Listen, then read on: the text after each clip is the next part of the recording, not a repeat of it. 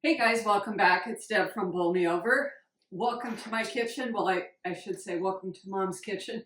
I still don't have one, but yes. Last week when I shared the recipe for ribs, which was so timely with the holiday and all, I thought, oh gosh, I need to share my recipe for my rib rub. And this is so good. It's super easy. This is a really quick little video, but I know it's a recipe you're going to enjoy.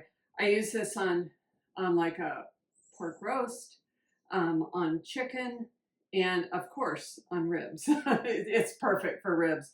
Has a little sweet, little smoky. Let me walk you through the ingredients really quick.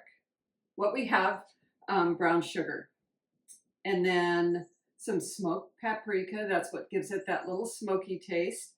Garlic powder, chili powder. I'm gonna have to remember all this now.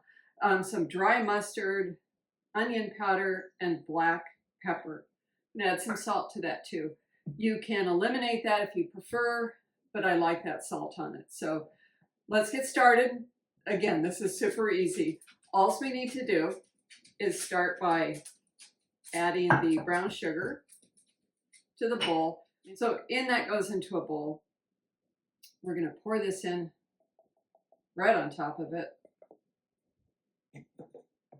And I'm going to want some salt. It's 2 tablespoons of salt. And for the other ingredients, it's an even teaspoon of each one. Okay. Pretty simple, huh? Then just use a whisk. The whisk is the best way I've found to mix it all together, or you can put it even in a jar and just shake it super well to get everything together. It's a little sweet, it's a little spicy from the chili powder, it's a little smoky, and a lot delicious. Let me bring it a little closer so you can see this. Isn't that good? You're going to want to take this, put it in a screw top jar. You can keep it in the pantry. That's perfect. It'll last a couple of months if it lasts that long. But it's perfect. I use, when it comes to the ribs, about 4 tablespoons of this, and I always have this on hand. So that's it for me today. It's Deb from Bowl Me Over.